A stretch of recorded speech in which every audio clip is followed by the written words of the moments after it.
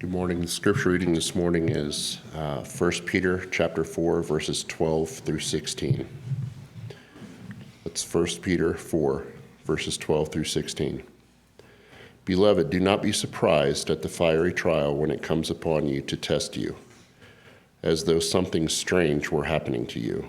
But rejoice insofar as you share Christ's suffering, that you may also rejoice and be glad when his glory is revealed. If you are insulted at the name of Christ, you are blessed, because the Spirit of glory and of God rests upon you. But let none of you suffer as a murderer or a thief or an evildoer or a meddler. Yet if anyone suffers as a Christian, let him not be ashamed, but let him glorify God in that name. You can be seated. Thank you. Good morning, church family. It's so good to see everybody and to get to spend this time together this morning. You encourage me by being here, and I really, truly appreciate it. If you didn't get a family report as you were coming in this morning, you can still do that. You can raise a hand. Two of our deacons, Jason and Alex, are ready to pass those around to you, and there is an outline on the back page to go along with the message. There's also a good amount of stuff in page 2 about like church family happenings, things that are just worth knowing there, the thing that I want to point out in particular is this afternoon at 4, we have our Q&R assembly. And so those of you that have turned in some questions via the little box and the index cards back there on the back table, we're going to do our best to address a few of those tonight. Jim Allen and I are going to do that more in a conversational kind of style. And hopefully that will be good in guiding us toward, some of the things that different people have asked about in our church family here. There's a sampling, I'll say it that way. There's a sampling of some of those questions that we're going to talk about this afternoon in the family report. So hopefully that's something that piques your interest, makes you want to be here and learn a little bit more about God's ways with us in that setting. We have a ton of people traveling. So there's a handful of them that are listed in the family report, but just looking around, it's pretty obvious a lot of our people are starting to leave now that school is ending. And so just look around and notice who's gone. Say a prayer for them, that God will be with them while they're gone. And if you're traveling soon, we'll do the same for you. Hopefully we'll be attentive to each other in that kind of way and ask for God's blessings on us as we move around this country and the world. All right. The 10 Commandments are God's first revelation of His will for an entire nation of people, and they are, to my mind, still the finest example of a moral national law that has ever been given. When I was 11 years old, I stole $11 from my little brother's piggy bank. I got caught after I had already spent it, and my daddy went full Old Testament on me and made me pay it back to my little brother double. And that $22 put a major dent in my Pokemon card budget for that year at school. And I can't say that I remember it, but knowing my parents and knowing the house that I grew up in, I feel pretty certain that somebody was quoting the 8th of the 10 Commandments during that whole process of me earning back and giving back the money plus the extra that I owed to my little brother. And you would think that with such a dramatic experience in such a young age that I would have learned my lesson about stealing, but I didn't. In high school, I fudged my time card at work, effectively stealing wages from my boss. I stole some small tools from that same job. I plagiarized papers, and I cheated on tests. And as an adult, I've plagiarized some of the written work that I've been asked to do as well. And I regret all of that, because all of those are a violation of the very simple but very important 8th of the 10 Commandments that we're looking at today. Now, as I've said in almost all of these lessons, we are not bound to obey the 10 Commandments in the most technical Old Covenant sense of what they stand for in the Old Testament. God's people live by a perfected covenant with Christ, and there's a slightly different way to approach that. But as I've said in most of these lessons, this command is a principle that exists in all of time. It's not just important because it's in the 10 Commandments. It's in the 10 Commandments because God knows that it is eternally important. And so we need to make sure that we take stock of that we pay close attention to these very simple and wide open words here that tell us, and everybody who will listen to God in all of time, you, my people, shall not steal. Now, realistically, I'm just going to go ahead and confess on the front end of this message, there's not a whole lot of fresh insight that I'm offering here. This one, I hate to be the preacher who says this, but I'm going to do it today. This one means what it says and says what it means. Like, there's not a whole lot of freshness that I'm going to be giving to this, but go figure, I still wrote a whole sermon, and I think there's a handful of things that are worth thinking about specifically within the grand umbrella picture of what this teaches us. So, just some very basic reminders today about why God gives this command, how to overcome the temptation to break this command, and exactly how many ways we tend to break this command. And actually, that's the one where I want to start. I want to start with all the ways that we tend to break this extremely important of the 10 commandments. Among the 10, this one is left completely open-ended, and I think that's an important realization here. It is an open-ended commandment. It's not like commandment number 10. If you scan down in Exodus chapter 20 and you look at the 10th of the 10 commandments, it does not say you shall not covet and then stop. It says you shall not covet these types of things. There's a specificity to that command. But this one is another one of those wide open ones, like you shall not murder and you shall not commit adultery. So that if I asked you, when should I not steal? There's no answer to that. When I ask you, you shall not steal from whom? There's no answer to that. When I ask you, you shall not steal above what level of desperation? There's no answer to that. The requirement is you shall not steal. Always, all the time, in any situation. And so that just kind of begs the question, what are some of the situations where we're going to be tempted to do that? What are some of the ways that this command can be broken by God's people? Well, let me just give you about 6 or 7 quick reminders of things that God intends for us to not steal, and we do need to be reminded of these specific things once in a while. Number 1, God's people do not steal stuff. Now, Alex talked about that in his prayer, that there's more than that. There's more than that, but there's not less than that. God's people do not steal stuff. We don't take property, goods, or money that belongs to somebody else. And so Christians better not be bank robbers. Christians better not give in to the temptation to shoplift. And Christians better not take office supplies or tools from our workplaces. I know that's important. I know you know that. But I also know that Johnny Cash sang a song about taking one piece of a Cadillac one day of work at a time until he stole an entire Cadillac from his workplace. And yes, I can sing all the lyrics if you're interested. We'll do it after church. Let me know. But that song is meant to be funny, and the fact that it's funny makes us think, well, maybe I could do the same thing. No, you can't. No, we can't. That's not the kind of people that we are. We're not supposed to be like that. Now, that also means we don't steal from hotels, and that might be the most countercultural thing I'm going to say today. If it belongs to the hotel, leave it in the hotel when you leave. That's just part of the deal here. Now that's part 1 here. We don't steal stuff. But beyond that, we don't steal stuff by the way we run our businesses. This cover from an old issue of the Saturday Evening Post makes light of the injustices that are often done by business owners. You see what they're both doing, don't you? Right?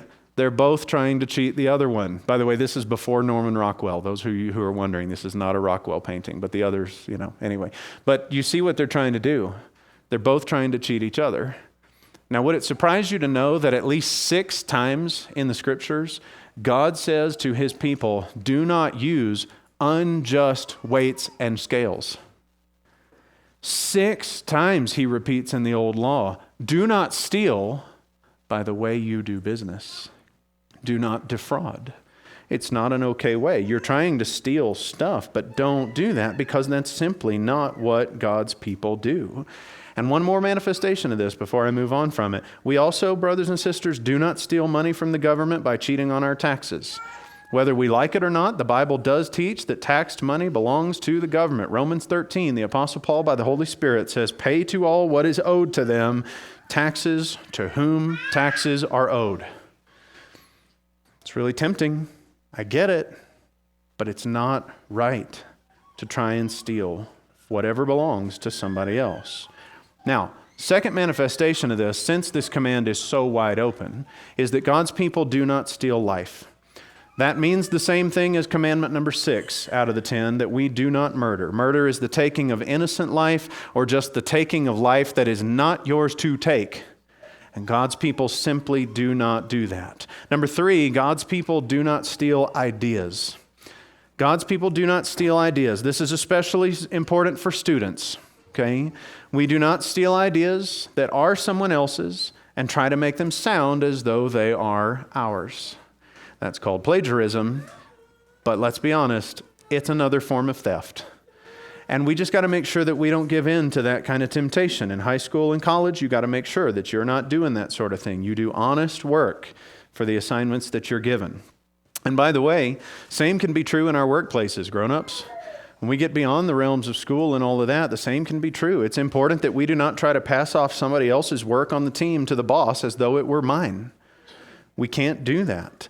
Preachers should not preach another person's sermon without permission or without telling whose sermon it actually is. And yes, I have been guilty of that in the past, not while at Northside, as long as you want to know. But the same could be true. We could apply the same sort of thing. What about certification tests and career accreditation exams and all sorts of things that go along in that realm of life? Don't pass off the fact that the knowledge is not yours, that you got it from somebody else, as though you know what you're doing. Don't cheat on those tests. Don't plagiarize any sort of answer like that. And I had to add one to this sermon because I've written a sermon like this several years ago, but I just felt the need to add one more now. We also need to make sure that we don't steal the credit for an idea that's not ours. And specifically what I mean by that is when ChatGPT or any of the other AI bots writes something for you, be honest that that's what you are turning in. That's what you're using. Don't make it sound as though it's your brilliance when it's just something that you stole from somebody else, somewhere else. Now, number 4 in this list, God's people do not steal people. That's called kidnapping. It is wrong under both covenants. God's people simply do not steal people. In another time, I would have had to preach a whole sermon just on that in this country. That's a shame. I'm really glad that we do not have to do that today. Number 5, God's people do not steal justice. You've heard the word bribery. What is it to bribe a judge if it's not to pay off someone to steal the ruling so that it goes in your favor? Whatever justice might have been, whether it was to a judge, by a judge's ruling or by a referee or something like that, whatever might have been just, now I have paid to steal that and get the benefit of it for myself. And you might think to yourself, well, that's not stealing because you have to actually pay for it. It's still wrong. That's a loophole that we just don't even need to try and explore there. We do not steal justice. Number 6, we do not steal time. Alex talked about this one. It's possible for us to steal time from our employers, from our family, and from God. We should not do any of the above. We need to make sure that we are generous and giving with our time, that it belongs to who it belongs to. And then finally, number 7 in this quick list here, we do not steal from God. I picked this up from a passage in Malachi. If you want to turn over there and read it, I'm going to read from Malachi chapter 2, verses 8 through 10, where the prophet asks on behalf of his God, will mankind rob God? Yet you are robbing me. But you say, how have we robbed you? In your tithes and your contributions. You are cursed with a curse, for you are robbing me, the whole nation of you. So instead, bring the full tithe into the storehouse, that there may be food in my house. Now, we need to understand a little bit about how the temple and the tithe system worked in order for that to fully make sense to us, but you can still hear it, even if you're not familiar with that system. You can still hear God's frustration with his people trying to short him and make that seem okay. Because where's the shorted amount going to? It's going back to them. And it doesn't belong to them. It belongs to him. They have stolen it from him. And so when we owe something to God, whether it's our time or our money or our very hearts, then we pay it to him. And if we don't, he has every right to be angry with us. And so don't rob God of the worship that he is due from you. Don't rob him of the godly lifestyle that he is due from you. Don't rob him of the sincerity in prayer that he is due from you. And don't rob God of the trust that he has proven time and time again he actually deserves from all of us. In any and every case, you shall not steal. But we do run into a problem with this command because we are conditioned in some ways to see times when it seems like it would be actually a good idea to steal. And we need to be reminded that there are always bad consequences when someone steals from someone else. Now, here's what I mean by saying we're conditioned to think there are right times for it. What was the story of Robin Hood? Rob the rich, give it to the poor. Rob the rich. We sometimes miss that because we're so focused on giving to the poor, and the good in that, no, don't forget, it began with an act of theft. What about the Ocean's movies? 8, 11, 12, and 13. What are all of those? They're all heist movies. You know what a heist movie is? That is called theft. Okay? Now, do we hate the owner of the thing by the way the story is told? Yes. Do we want them to lose all their stuff because we can't stand them? Yes. Does that make the theft right? No. But you see, this is the case. Alibaba and the 40 Thieves, that's an ancient story, but you know what that story is, right? It's a guy who steals from a bunch of thieves and then comes back and uses that to bless his family. Was he right to do that because they were wrong to steal it in the first place? Are we going to say that 2 thefts make good generosity? 2 wrongs make a right? No. And this is the case. This is the thing. We got to make sure that we understand that theft is always bad for a society.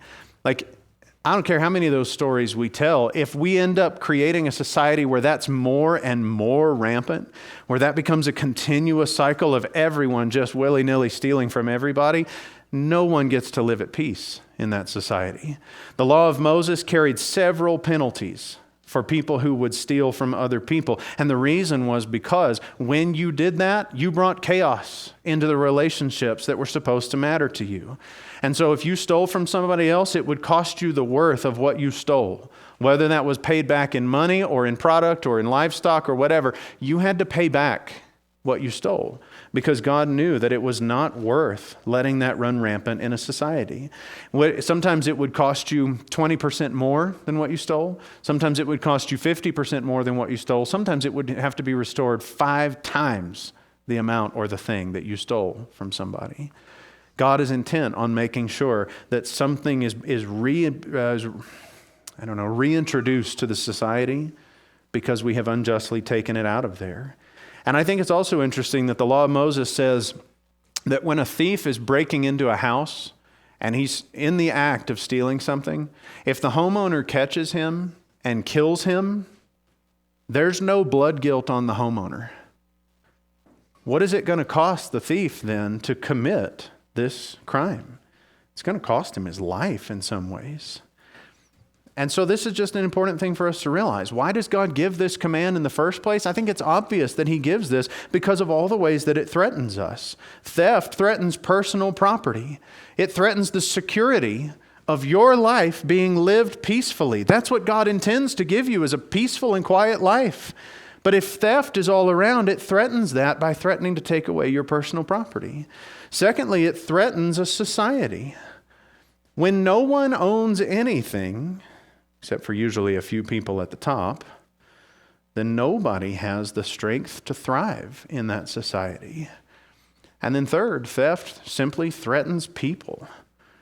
Now, I know there are exceptions to this, but how often does a burglary lead to somebody getting injured or killed?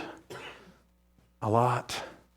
It's a threat to people as well, not just to the stuff, not just to our bank accounts, but to our very being. And so all of that just shows us that it's really important that this command is kept because we live in a society where we really depend on this. And every society understands that, by the way. Like, it's not that you had to be a particularly enlightened group of people by the Spirit of God to know that. Everyone understands this. Even the people who are the thieves, if you steal from them, they're mad. You know why? Because it's wrong. Now, we don't always think it's wrong for me to do it, but we always think it's wrong when it's done to me. Just ask a 4-year-old when you take his ice cream cone, right? Everyone understands that this is wrong. And so, how do we solve it? How do we solve it? What can we do as the people of God to commit to obeying the eighth command and all of its principles and all of its applications in all of time? Simply put, there are three things that you can do, but mostly it comes down to one solution for obeying the command not to steal. It comes down to being content with what you have. It comes down to giving to other people. That's really how this is solved. If you want to beat this temptation, then become a person who gives rather than takes. In Ephesians chapter 4, verse 28, Paul essentially repeats the eighth commandment. But he puts a little more meat on the bones of that commandment by saying this: let the thief steal no longer, but rather let him labor with his hands, doing honest work, so that he may have something to give to anyone who is in need. Now, for somebody who has spent their life pulling off heists or burglarizing homes or just stealing again and again and again from employers or whatever it may be, who then comes to Christ, what is God intending to replace that habit in their life with? He intends for them to stop all forms of any kind of theft and to replace it fully with an honest work ethic that is focused not on amassing wealth for me, but on giving to those in need. I find that remarkable. I find that to be really wonderfully instructive and also super encouraging. Do you want to repent of theft?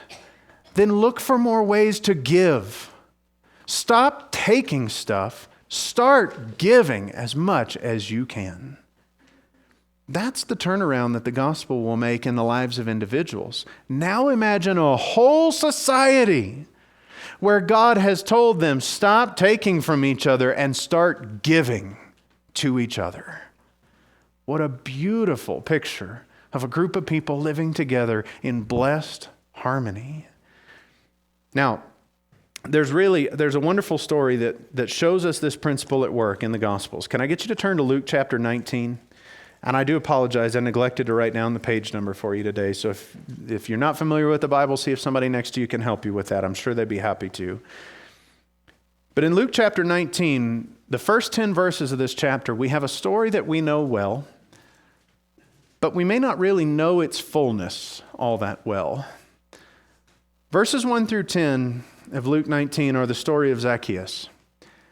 And the kids' Bible song, like the main thing, unfortunately, that we remember about Zacchaeus is his height. Poor guy, history has been unkind to him, But here's what is at the heart of the story here. You remember that Zacchaeus is a tax collector, which means he worked as a Jew for the Roman government. And all of the tax collectors as a group were pretty well known for inflating the bills, for inflating the charges of what the Jews owed to the government so that they could pocket the extra, right? So whatever the Roman government office says you owe to us, tax collectors were pretty well known for adding 15, 20, 30% to that, and that 15, 20, 30% stays in their own pockets. So in this narrative, when Jesus meets Zacchaeus, and Zacchaeus has wanted to see Jesus, he's wanted to get to know him, they end up going to dinner at Zacchaeus' house together. And as is usually the case, after spending time with Jesus, Zacchaeus is changed. Almost everybody, after they have spent some time with Jesus, they're changed in some way. And so look at what Zacchaeus says in verse 8 that he will do as a result of the way his life has been changed. Zacchaeus stood and said to the Lord, "Behold, Lord, the half of my goods I give to the poor. And if I have defrauded, if I have stolen from anybody of anything, I restore it fourfold." I'm really encouraged by the way Zacchaeus responds to Jesus. because he repents of having stolen from people in the past, not just by being willing to give back what he stole, but he says, I'll quadruple it and I'll voluntarily go give that to the people that I stole from. How much of a financial hit do you feel like this conversation caused for Zacchaeus? I don't know. But the fact that he even brought it up tells me he had stolen at some point from somebody, and he knew who it was, and he knew how much. And yet here he is with a heart that says, I know how badly I have broken faith with God, and I know how badly I've broken faith with my neighbors, and I'm willing to fix it at a very high cost. Y'all, that's what we're called to. Maybe not the same math, but the same heart. The heart that says, I see the sin of stealing as a sin, and I'm going to give back what I stole. I'm going to turn my life around, and rather than being a person who takes, I'm going to choose to be a person who gives. Now, is that hard? Yes. Okay, plain and simple. It's hard. I told you my story about my $22 that I had to pay back to my little brother. It was hard. And the scale of that story sounds very silly, although it meant a lot to me at the time. $22. What is that really in the grand scheme? But what it taught me as I think about it now, I wish I'd learned it sooner, but what it taught me as I think about it now was the heart that says, I intend to give back anything that I've stolen and be more generous than I am thieving, because that's the heart of God himself. Now, just in case, as we're finishing up, just in case the whole idea of you shall not steal still sounds to any of us like a little bit of a, well, you shall not steal, wink, wink, nudge, nudge, right? In case it still sounds that way to any of us, which I doubt, but just in case, I want to make one final plea for us to never, ever commit this sin by turning your attention back to the very beginning of the Bible. In Genesis chapter 3, why did Adam and Eve get kicked out of the Garden of Eden? Was it because they went on a genocidal rampage and took out a whole village next to them or anything like that? Was it because they had blasphemed the name of God to anybody and everybody that could hear? They were the loudest voice of opposition to God in the entire world at the time. Was it some sort of grand scale, heinous, awful sin? Yes, though we might not think of it that way. Because what did they do? They took for themselves the one thing that did not belong to them. They stole from God. And as a result, all of humanity knows the fear of death. Did that escalate quickly? Yeah, and that's the point. In case it still sounds like a wink, wink, nudge, nudge, don't steal unless it's little, or something like that. Let's just be honest about the fact that the entire falling away of humanity from its God came from an act of theft, and a small one at that. Now, does it sound serious? I hope so. I hope that when we hear, you shall not steal, as part of the law for the Israelites, that we realize this is part of the principles of being God's people all the time, wherever and whenever we are. And so I hope that God will protect us from this temptation and deliver us from the evil one as he tempts us to do the same. If there's somebody among us that has a spiritual need that you want to make known in a public kind of way, now's a good opportunity to do that. You can come and talk to me or to one of the elders about that while we stand together and sing this hymn.